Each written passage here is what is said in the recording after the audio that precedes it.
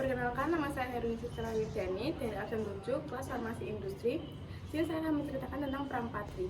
Perang Patri adalah perang yang terjadi di Sumatera Barat, tepatnya di Kerajaan Pagaruyung dari tahun 1803 hingga 1838. Perang ini dimulai dengan munculnya pertentangan sekelompok ulama yang dijuluki kaum Patri terhadap kebiasaan-kebiasaan yang marak dilakukan oleh masyarakat Minangkabau yang disebut kaum adat, seperti meminum minuman keras, berjudi, menyambung ayam, dan mempraktikkan hukum adat matriarkat mengenai warisan.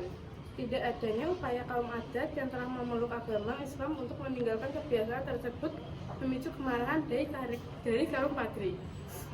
Dalam peperangan ini, kaum Patri dipimpin oleh Harimau Nasalapan, sedangkan kaum adat dipimpin oleh Letnan Kolonel Antonian Frederick berhasil mengusir kaum Patri dari Pagaruyung. Lalu Belanda mendirikan benteng pertahanan batu sangkar dengan nama Fort van de Sapelen.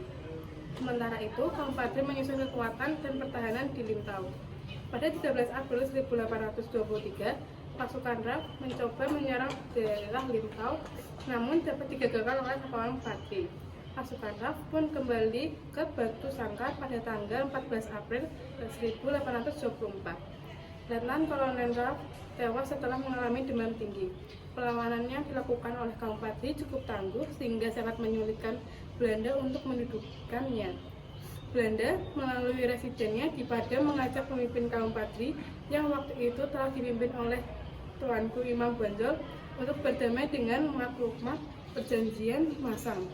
Pada tanggal 15 November 1825, pada saat bersamaan pemerintah Hindia Belanda juga kehabisan dana dalam menghadapi peperangan lain di Eropa dan Jawa, seperti Perang Diponegoro.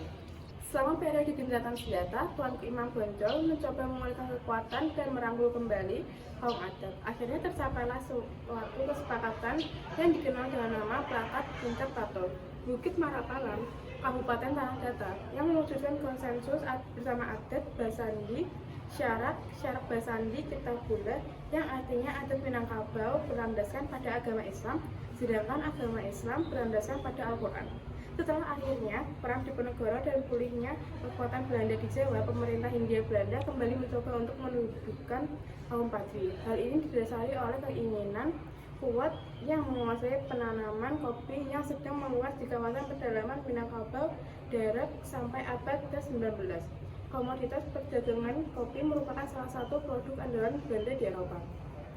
Untuk melemahkan kekuatan lawan, Belanda melanggar perjanjian yang telah dibuat sebelum dengan menyerang Nagari Pandai Singkek yang merupakan salah satu kawasan yang mampu memproduksi mesu dan senjata api.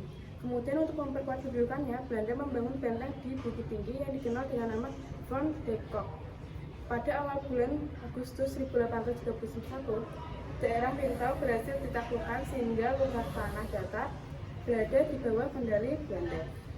Sejak tahun 1833 muncul kompromi antara kaum adat dan kaum Patri. Pada tanggal 11 Januari 1833, beberapa kubu pertahanan Belanda diserang secara mendadak. Belanda pun menyadari kini hanya tidak menghadapi kaum Patri, tetapi juga seluruh masyarakat Minangkabau. Termasuk kaum adat, Belanda pun merancang strategi dalam menghadapi masyarakat Minangkabau. Pada tanggal 16 Agustus 1837, Benteng Bonjol secara keseluruhan dapat ditaklukkan oleh Belanda yang dipimpin oleh Frans David Constius.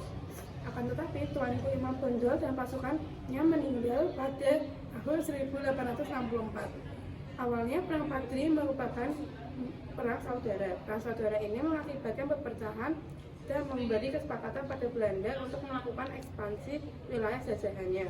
Akan tetapi, peristiwa Perang Patri menimbulkan kesadaran dalam menghadapi rakyat Minangkabau yang telah bersatu. Buktinya bahwa Belanda membutuhkan waktu lama untuk menaklukkan Benteng Bonjol. Sekian cerita sejarah dari saya. Terima kasih.